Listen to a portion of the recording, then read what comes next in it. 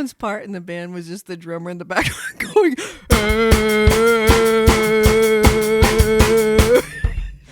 I'd pay to see that. I'd go see that band.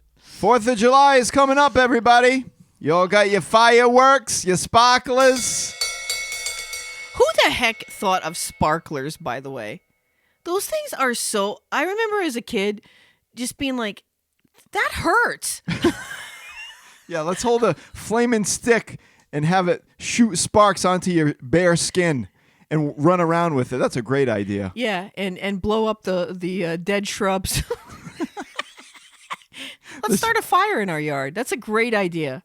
The dead shrubs are on fire, Mom and Dad. I think it goes again with that generation of just being like, yeah, go light that sparkler so they can watch us get burnt by it and laugh on the porch. Sit on the porch with their Coors Light, watching us with the sparklers laughing. Does anyone use sparklers anymore? I don't know. I hate those things.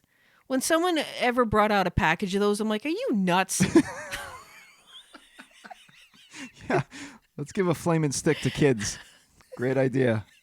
Great idea, Mom and Dad. Ow, ow, ow, ow, ow. Remember that time we were it was like the 4th of July and we were sitting outside of Mom and Dad's house when we were like in our 20s and we were being really loud and then I don't remember exactly how the story went, but Missy said something really funny, but I don't remember what prompted her to say it.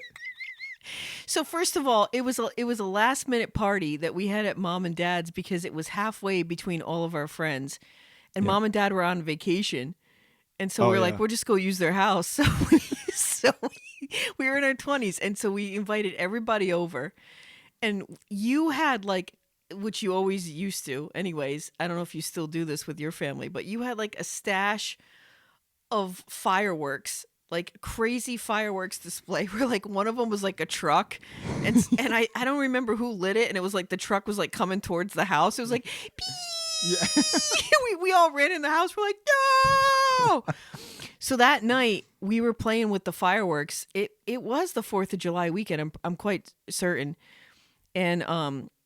And we were in the backyard, and I think it was getting close to like 10 o'clock, and all of a sudden, so we're laughing, we're loud people anyway, and it was like the loudest of all of our friends there that night, and we're all having a good time, and all of a sudden, like as we stopped laughing, we hear like way out in the distance, shut the hell up, and so we all got quiet. We were like trying to figure out who it was, and then it was complete silence, and all of a sudden Missy with her New Bedford, Massachusetts goes, "That's all right.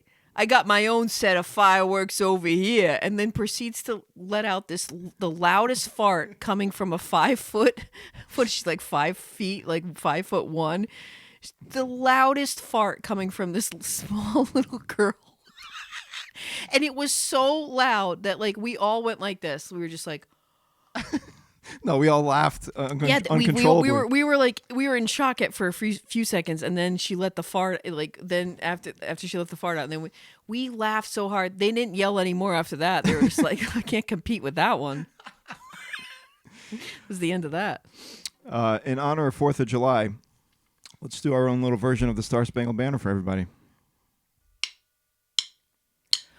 Oh, say, can you smell by the dawn's early stench what so awfully we failed as the gas bills increasing, chemtrail clowns and those stars through the checkout lines dread as we stared at the eggs for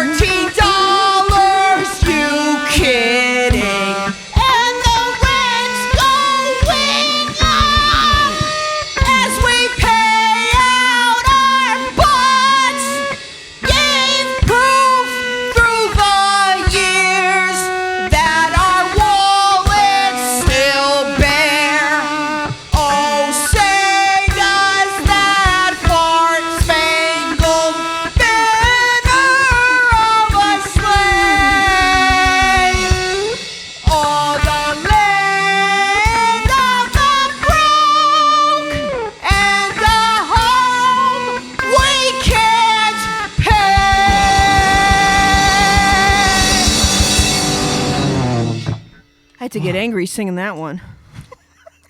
Every time I do that, I feel like I'm going to pass out during and after.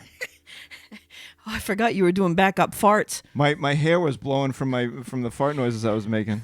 That's all I could see out of the corner of my eye.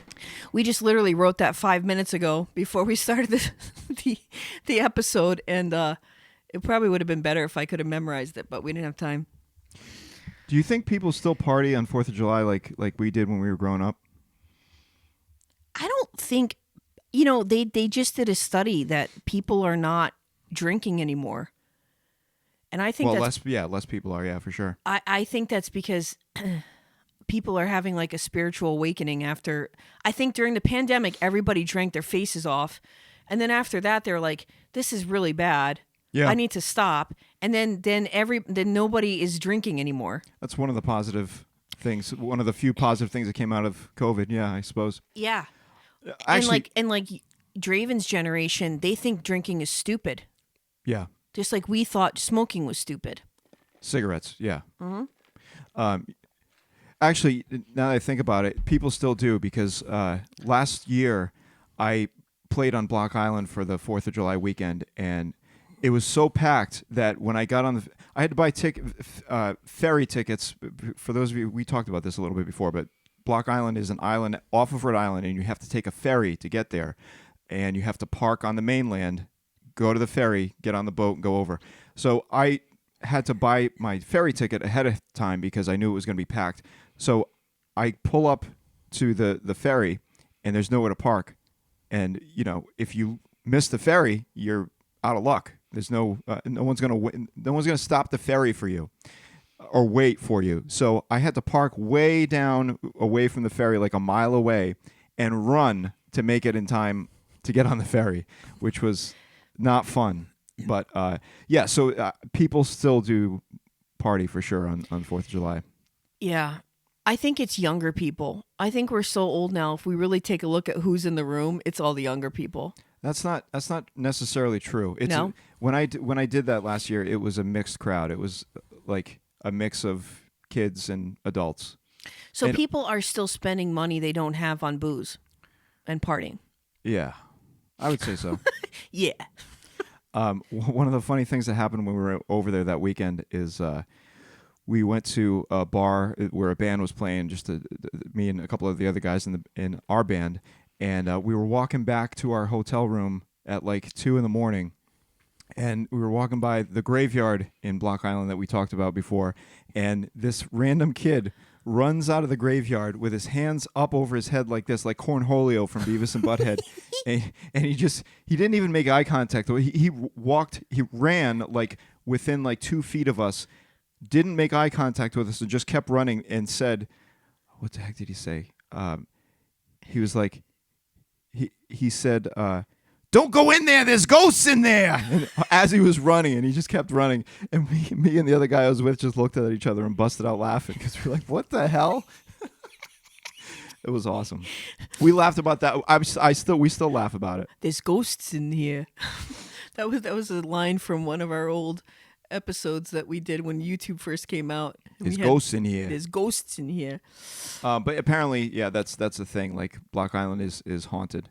It is haunted, dude. Block Island, a 7-mile long island off the coast of Rhode Island, is widely considered one of the most haunted locations in America. Its isolated beaches and treacherous waters are home to centuries of maritime lore, famously including the phantom ghost ship known as the Palatine, which I had never heard of before, but apparently it's a thing. The Palatine is the most famous tale, involves a Dutch vessel that wrecked off the coast in 1752. According to legend, the crew abandoned the passengers to starve, and local wreckers may have burned the ship. To this day, a ghostly glowing Palatine light is said to occasionally appear on the horizon, glowing brightly over the water. I wonder if that's what the inspiration for the movie The Block Island Sound is from. But that's about aliens. But it does involve lights. Have you ever seen that? No. The Block Island Sound? It's like an alien movie, but it takes place in Block Island. Really? Yeah, it's pretty good. It's a documentary? No, it's a movie. Oh, okay. You should watch it. Well, the whole thing with, I don't know if we talked about this before or not because I don't remember what I talk about, but What I do is I talk and I don't remember. What I do is I go through perimenopause and couldn't tell you what I did an hour ago. You know what's crazy? I was telling Missy and the kids this weekend that I watched this movie called Nope, another like alien movie, and I was like, that they have a joke that's my no is my favorite word, and our grandmother was the same thing too. We used to everyone used to we say, need to make you the shirt again that says no on it. I have a shirt that says Nope. But everyone in our family jokes around and says that no is my favorite word because when my kids ask me for something, I say no. Not all the time, but, here and there. Where the hell was I going? Father of the year over here. Oh, this is where I was going with this. Speaking of not remembering things, I was like, I watched this movie this weekend. The name of it is my favorite word. And they were like, no. I was like, actually, nope. A derivative of no, a variation on no. And Missy was like, we watched that a few months ago. And I looked at her, I was like, what? I didn't remember watching it at all. I was like, it was really good. She's like, yeah, we watched it like 2 months ago. I was like, are you kidding? It blew my mind. That's the first time it's ever happened to me.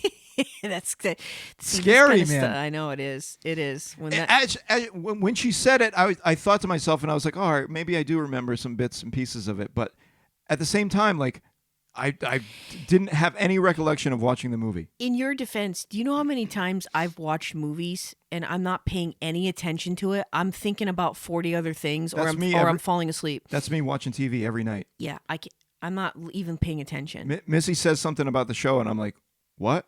She's like, are you not paying attention? I'm like, no. I think that goes to show, though, like, our attention spans, too, are changing.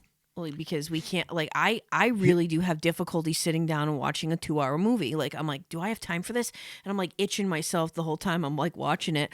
I'm like, I don't. Well, that's a new development in humanity is people watching something on TV and watching something else on their phone or a different device. Yes, it's crazy. I do it. It's so bad. It is. But yeah, I think getting back to the whole Block Island thing, that entire area is, like I've talked about before, in like New Orleans and other places where it's got a lot of history to it, like deep history over there. And so, like, it's drawing in a lot of spirits. Remember the places we stayed when you and I had to go to the festival every year? When we would stay in that.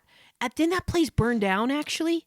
Yeah. See, I haven't been back over there since that place burned down, but that hotel we used to stay in that they'd put the musicians in, that was creepy. First of all, the creepiest part was the fact that it was like 12 or 15 people on one floor and we all had to use the same bathroom. That was creepy in itself because I was usually the only girl there. It was all male musicians, and you guys would leave these craps, and, like, I'd wake up to the smell of, like, another dude crapping. So gross. Somebody, I don't know if you saw this, somebody commented on one of our recent episodes saying, you guys should change the name of your show to The Flatulence Hour because that subject comes up often. That was Dr. Pepper. Was it? Dr. Pepper has been been supporting me since, like, I started the Trace Face It channel. And I don't know if Dr. Pepper is even a boy or a girl. I don't even know. I should find that out, Dr. Pepper. I think you're a girl. I can't remember. There's certain people. Is that the one that we did the song for with Brendan? No, that was another person on Instagram. Oh, okay. We did the farts to Dazed and Confused for Dr. Pepper. Oh, right. Yeah. The place you're talking about is called the Harborside Inn. It's the historic Harborside Inn on Block Island was destroyed by a massive fire. The blaze broke out in August 2023, completely leveling the iconic 19th century waterfront hotel and prompting a temporary state of emergency. I remember when I wasn't there when it happened, but it happened like a week after I was there or something like that, which is crazy because it's like one of the main buildings on when you get off the boat on the island in the, like, touristy area of the island. So what is there now when you get off? It's just charred walls?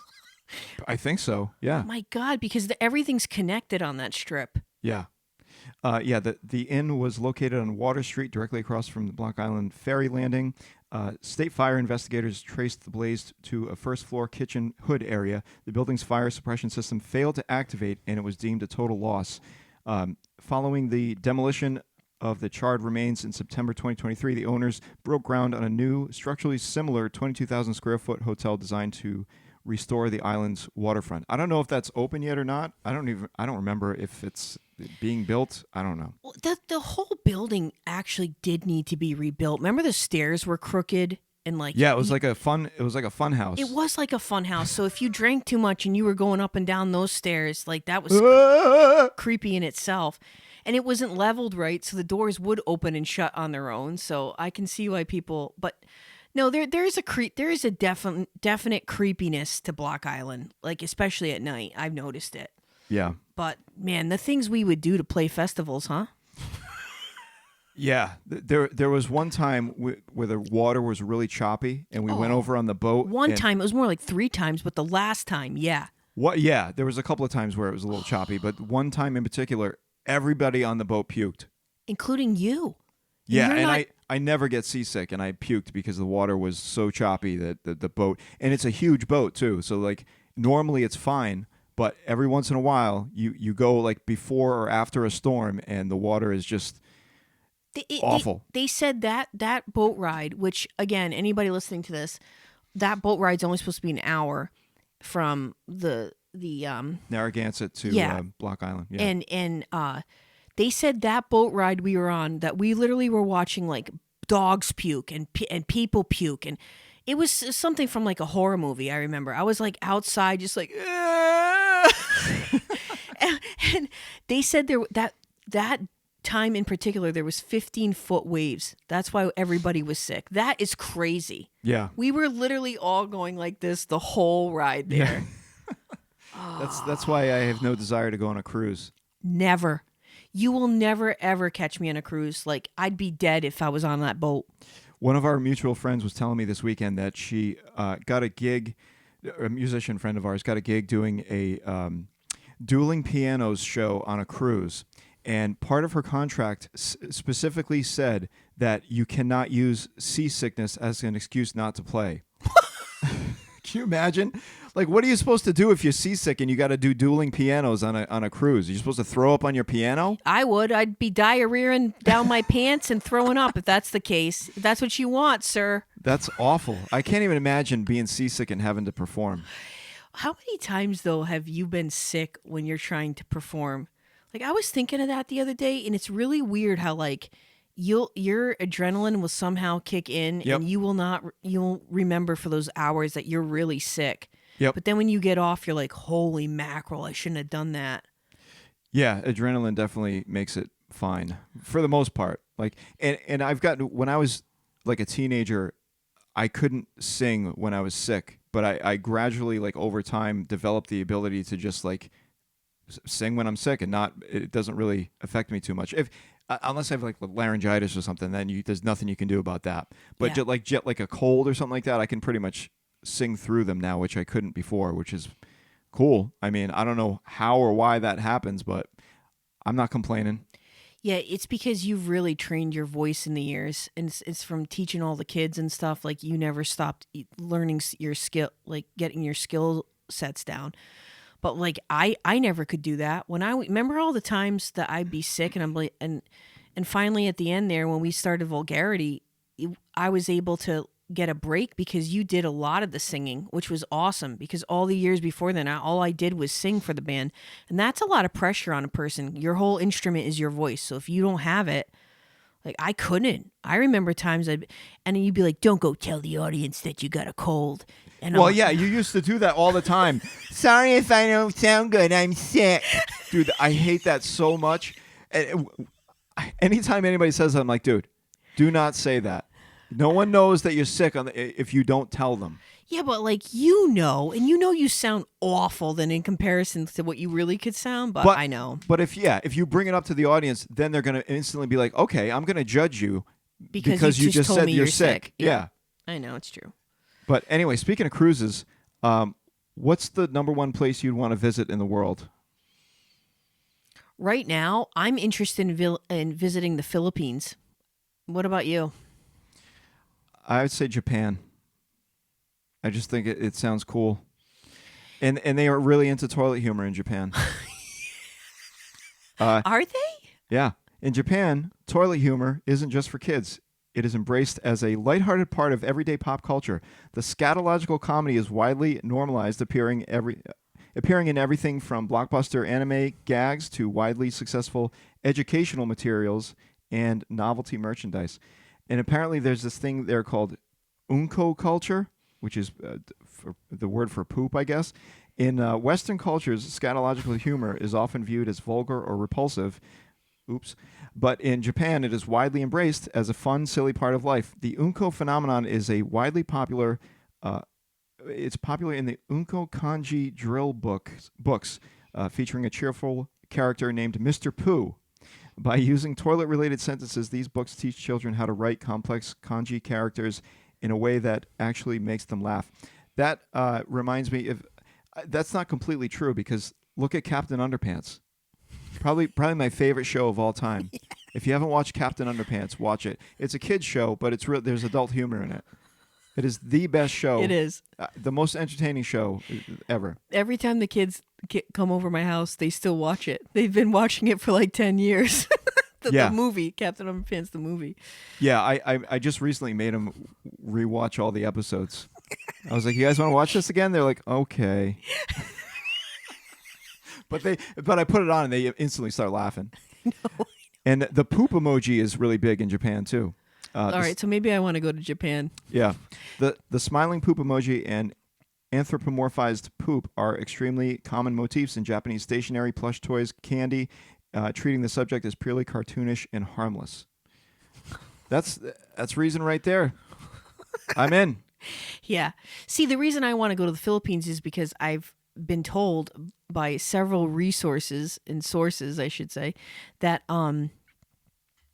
the Filipino people are the most friendly in the whole planet. That's why I want to go there, because apparently they are just like the happiest, most friendly people. When we were talking about this originally, you said that it was pretty affordable to live there too. That too. But we looked it up, and apparently there's mixed views on that. Well, the people that live there, it's not affordable, but obviously the U.S. dollar goes pretty far in the Philippines. Right. So for expatriates and digital nomads, the Philippines offer excellent value through costs depend heavily on your location and lifestyle. So for $800 to $1,200 US a month, living a modest lifestyle in provincial areas or less expensive cities like Baguio requires shopping at local markets and utilizing cheap public transportation. That still sounds pretty good. Doesn't it? And like you get to, what you get, and from what I'm understanding too, they all eat, nobody cooks. Everybody eats at restaurants for every meal, and it's like very affordable. But I don't know if that's just the tourists that are saying this, or it's, this is just like a lifestyle. I want to learn more about it. But for what I'm understanding, I'm like, some people get to live, like if I took my job and went over there, I'd be living a pretty good lifestyle. But, well, yeah, everything I'm sure is more affordable than here. Yep. And then for middle class there, $1,200 to $2,000 a month, renting a decent condo in cities like Cebu or Metro Manila, dining out frequently, and accessing private health care. So you can do that for $2,000 a month. Yep. It's a lot different than here, I'll tell you that. Yep. And plus they speak English and they're really, really kind and friendly. I'm all for that. Well, that's what you've heard until you get there and they're like, get out of here. Get out of here, fat American. But that's just visiting. I think we'll deal with all the problems we have in America and stay here. I'm not interested in that. If I look at it like this, I'm not going to be able to retire here. I'm going to have to keep looking at other options for myself because it's just so crazy. Well, as a single person, it's crazy what you end up spending. A single person with 3 cats, yeah, you're in for it in America. Yeah, never mind kids. Yeah. Anyway, let's do a little song about that. The weather is hot, the weather's cold. The roads have potholes 10 years old. 5 subscriptions just to watch TV.